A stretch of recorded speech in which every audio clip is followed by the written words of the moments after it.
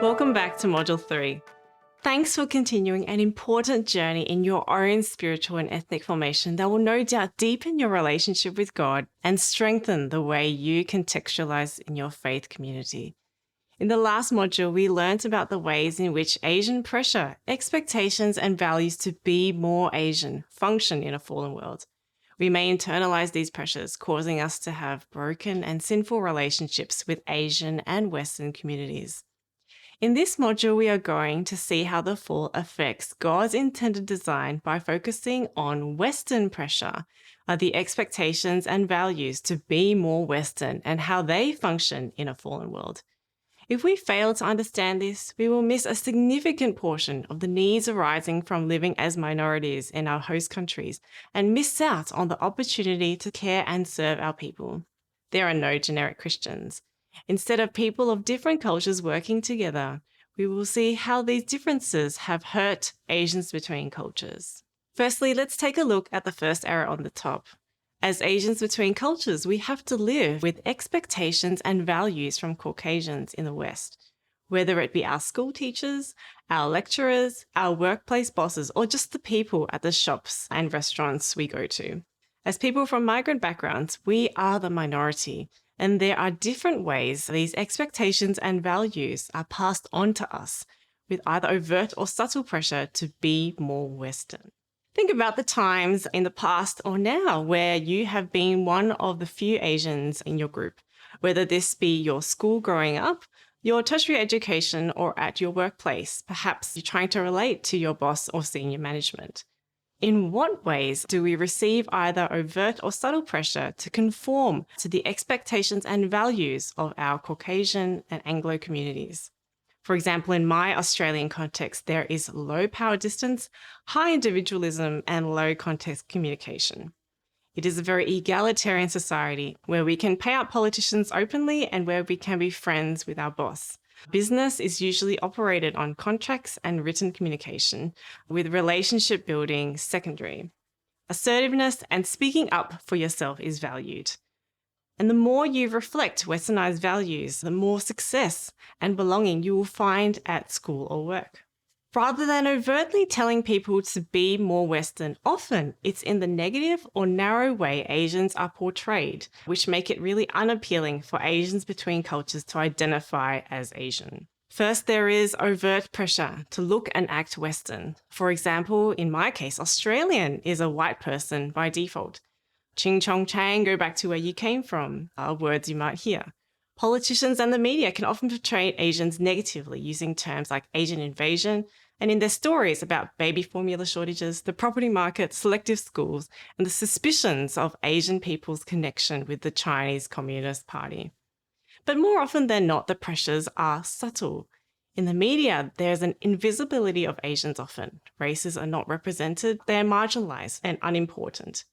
Only the uber-talented Asians can get some visibility on TV, the chefs, the singers, the doctors.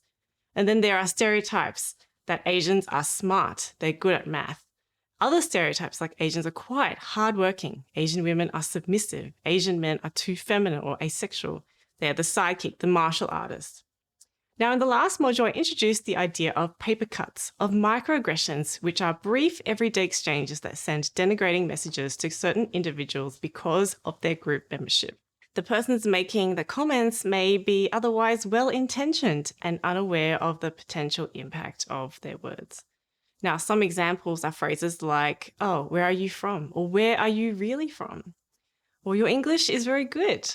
Or some of the looks that people show when you're microwaving your lunch and it has its own aroma. It could be being passed over for a position at work because you aren't a good cultural fit, otherwise known as the bamboo ceiling.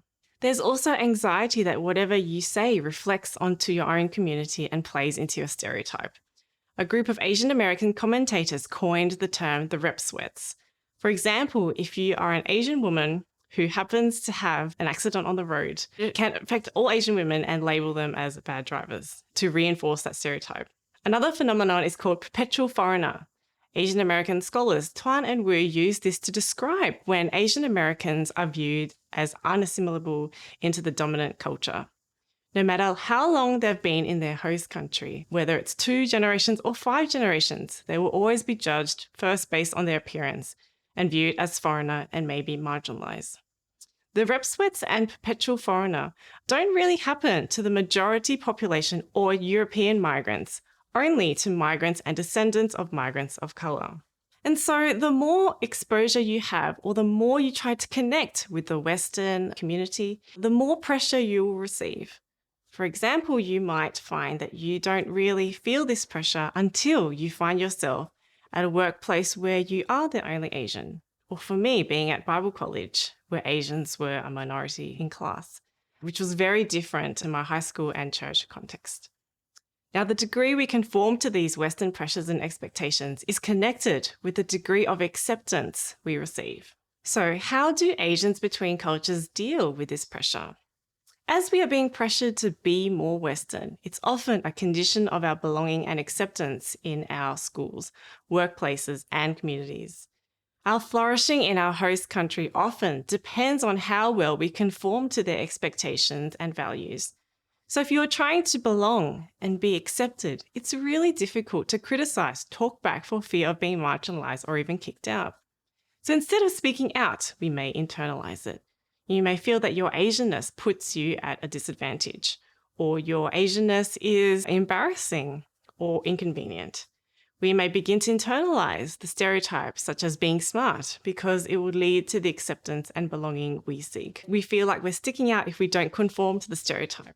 We may start to believe that we only have value if we conform to our Western community's expectations of us. We may feel that we are second best or honorary citizens. And this brokenness can also affect the way we view God.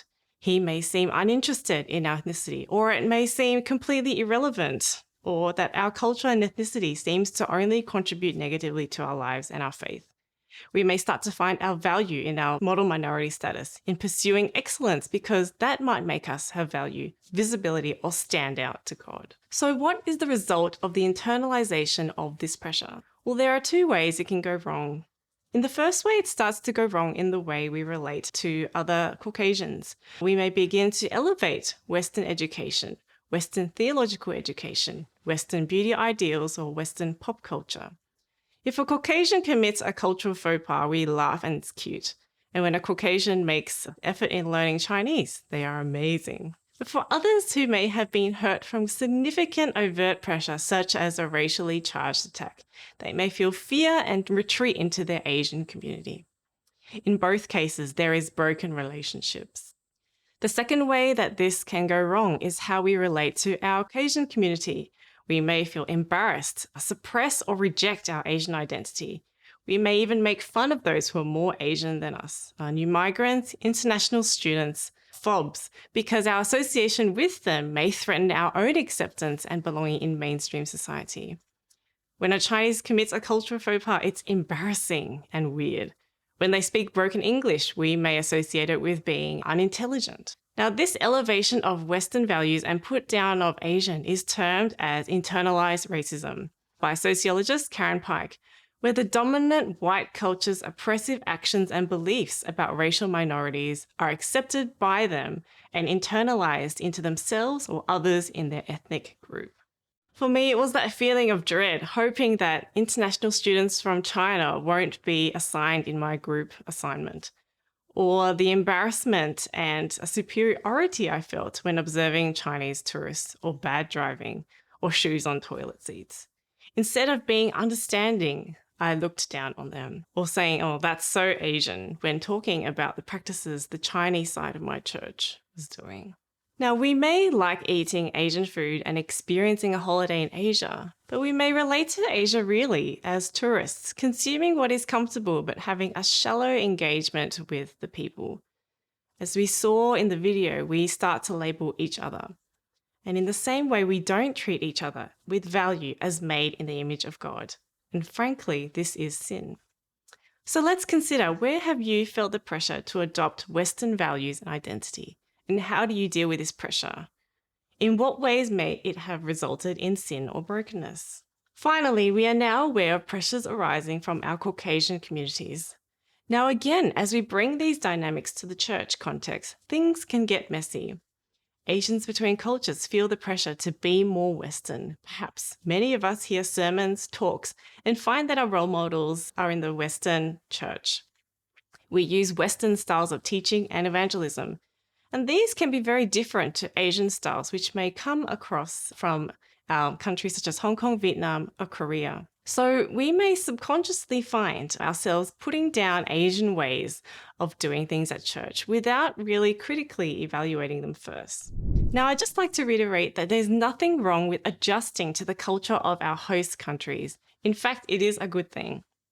What we are interested in, though, is how these cultural expectations and values function in a fallen world. In a fallen world, it's impossible to do this perfectly, and they become conditions for acceptance and belonging. Though our Western communities may have good intentions for Asians between cultures, sometimes our relationship with them can be a confusing and hurtful experience, and it's okay to acknowledge that. Please have a go of the questions in your workbook, and I'll see you in the next module.